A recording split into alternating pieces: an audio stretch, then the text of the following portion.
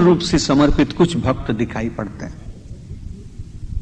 कुछ तो ऐसे हैं कि भगवान को कई बार ये भी विचार नहीं करते हैं कि भगवान के साथ ऐसा करना चाहिए कि नहीं।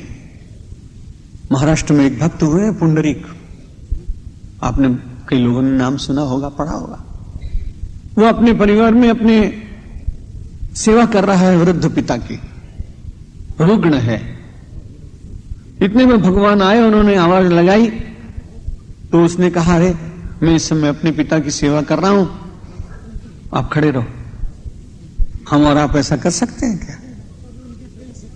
तो उन्होंने कहा कि ऐसे ही खड़ा रहूं, आसन वासन नहीं दिया तूने?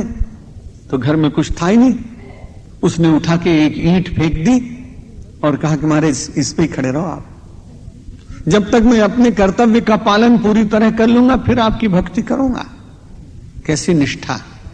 यानी भक्ति करने वाला अपने परिवार वालों के साथ कर्तव्य का निर्वाह नहीं करेगा, ऐसा नहीं होता, बल्कि आप और अच्छी तरह कर सकेंगे।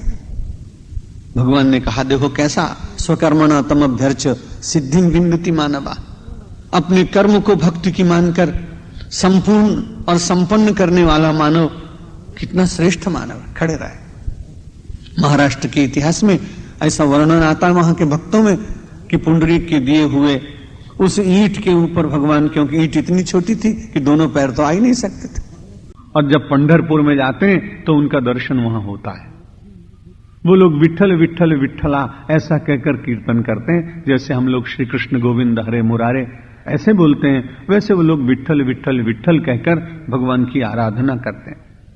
भक्ति भक्त भगवंत गुरु चतुर नाम वपु एक, तिनके पदवंदन किए नासत विघ्न अनेक। मानव भगवान के पास इसीलिए तो जाता है कि निर्विघ्न जीवन व्यतीत हो जाए, विघ्न आए तो वो विघ्न समाप्त हो जाए।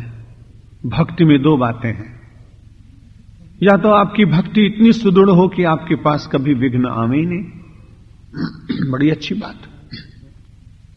लेकिन एक दूसरी स्थिति और होती है भक्ति में कि भक्ति करने के बाद मानव की चेतना एक बहुत श्रेष्ठ स्थान पर पहुंच जाती है, ऊर्ध्वमुखी हो जाती है। इसलिए विघ्न अगर आ भी जाए तो विघ्नों से भयभीत नहीं होता। विघ्न परमात्मा के प्रसाद बन जाते हैं। विघ्न आ भी जाए तो विघ्न के द्वारा जो अनुभूति जीवन में होनी चाहिए, उस अनुभूति से वो अलग हो जाता है। ये तो आपने कई बार देखा है, ऑपरेशन होना जब होना होता है तो एक ऐसा इंजेक्शन दिया जाता है कि उस स्थान थोड़ी देर के लिए शून्य हो जाता है। अब कोई आदमी कहे कि वही शरीर तो है, अंग भी है, लेकिन जब उस पर शल्य क्रिया की गई तो उस पर कष्ट का अनुभव क्यों नहीं हुआ? क्योंकि उतने स्थान को शून्य कर दिया गया। अंग गया नहीं, थोड़ी देर के लिए 2, 4, 10 घंटे के बाद में फिर वो शून्यावस्था समाप्त हो जाती।